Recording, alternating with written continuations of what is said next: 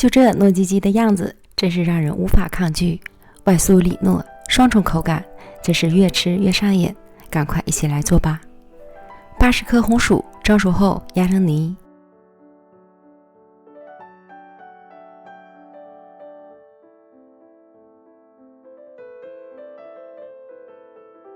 然后加入200克糯米粉，再分次加入230克水，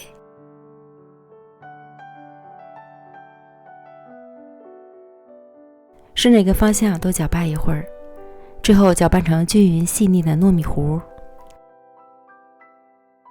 再加入10克油，混合均匀。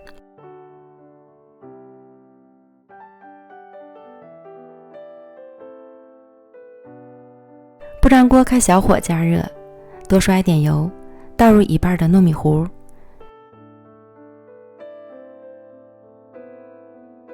表面均匀的撒一层蜜红豆，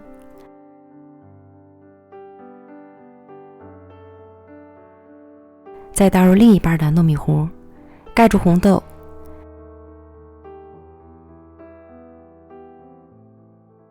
表面再撒上一层芝麻增香，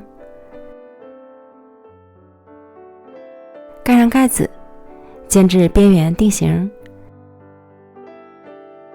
多淋点油，快速翻面。如果你家里的煤气火还能更小，这个可以煎至表面定型再翻面。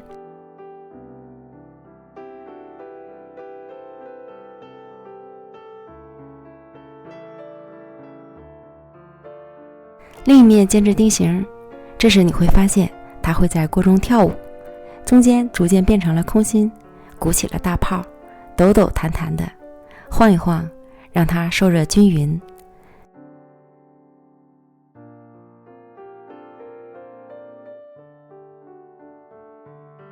两面都煎至金黄酥脆即可出锅。还不错，虽然我家的煤气火比较旺，火候掌握的也刚刚好。出锅后放到晾架上冷却至凉透，再切块开吃。表皮酥脆，内里超软超糯，夹杂着红薯和蜜豆的香甜，真是越吃越上瘾。还等什么？赶快做给家人吃吧！